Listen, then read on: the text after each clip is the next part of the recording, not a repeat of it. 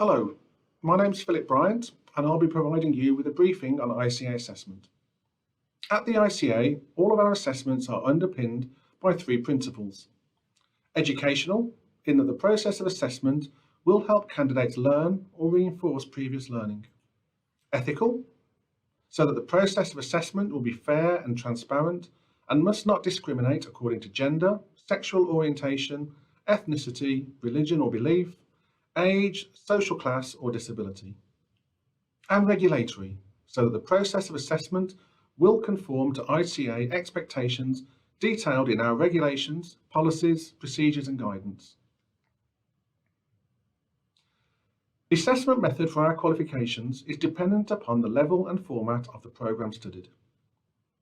Professional postgraduate diploma candidates will be assessed through the submission of a written reflective journal and attendance at a 3-hour oral interview.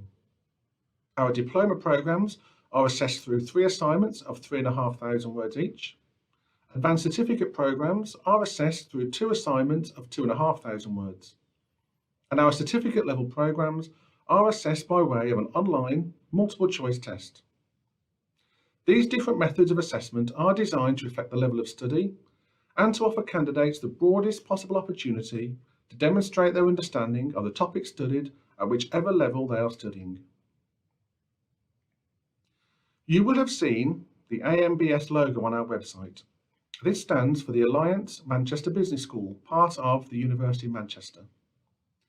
The relationship we have with AMBS is one of quality assurance, which means that all of our processes and standards have been designed to mirror that of a university.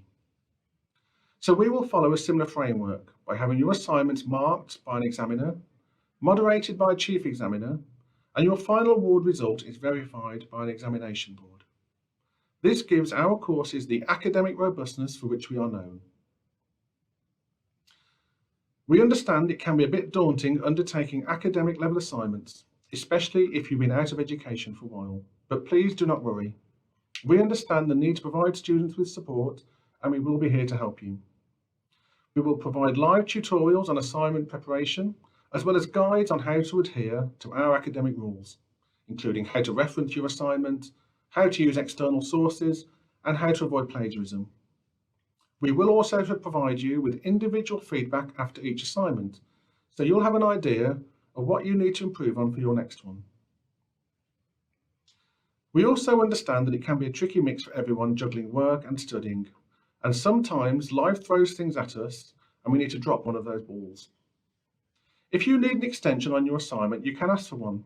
However, to be fair to your fellow students, if we're going to give you extra time to complete an assignment, you will need a good reason. Just being extra busy at work really isn't sufficient, as everyone is busy, and hopefully when you sign up to an ICA course, you'll be well aware of the commitment that you're undertaking and will have factored in the time that it will take to write your assignment, which is usually weeks and not just a few days before it is due in.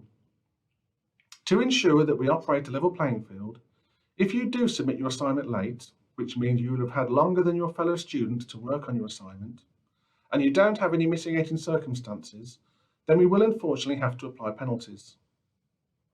The details of how to request extensions and the penalties that we may apply for late submissions are detailed for you in an assessment handbook that you would receive at the start of your course.